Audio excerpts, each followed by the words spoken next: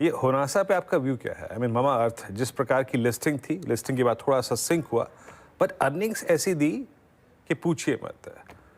आपका व्यू इस स्टॉक पर, क्या कोई कंस्ट्रक्टिव व्यू है आपका इस प्राइस पे? आप लोगों ने क्या इंक्लूड किया था, दाव खिला था इस पे? नहीं, हमने इंक्लूड अभी तक तो नहीं किया, लेकिन इसमें दो चीजें हैं। एक तो उनके अर्निंग्स अच्छे हैं और कैश फ्लोज भी अच्छे थे, तो वो भी इंपॉर्टेंट है, क्योंकि कैश फ्लोज, अर्निंग्स तो आप कभी भी दिखा सकते हो, लेकिन cash flows, positive cash flows दिखाना मुश्किल है उस तरह से। लेकिन हमें ऐसा लग रहा है बिल्कुल कि the company has announced good results, और करेंटली मार्केट में शेयर्स की शॉर्टेज भी है, क्योंकि जो जितनी फ्री फ्लोट है उनकी काफी कम है।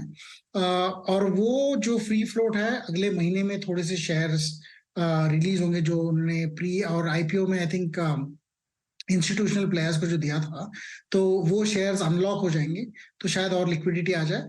और 6 महीने बाद उनके जो आईपीओ में जिन इन्वेस्टर्स ने नहीं बेचा, या फिर जितने शेयर्स नहीं बिके थे, वो सारे ओपन हो जाते हैं।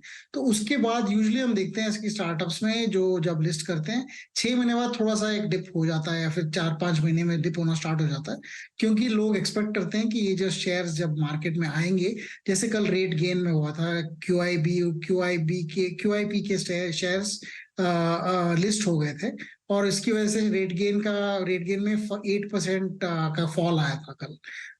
और यही इस तरह से, मतलब जैसे लिक्विडिटी आती है कि लोग शेयर जब अनलॉक हो जाते हैं, तो वो भी होने वाला है। तो हम शायद उसका वेट करेंगे कि ये चीज पार हो जाए, और फिर हम प्रॉपर प्राइस पे ले सके।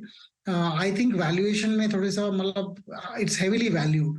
अगर 20-25 करोड़ का, अभी 29 करोड़ का उन्होंने जो प्रॉफिट कमाया है, वो अगर आप देख भी ले तो 120 करोड़ के करीब उनका एनुअल प्रॉफिट आ जाता है। और उसको भी अगर आप देखें, 12,000 करोड़ या 13,000 करोड़ का मार्केट कैप है, 100 पी के हिसाब से चल रहा है, वो बहुत मुश्किल है उसको सस्टेन करना।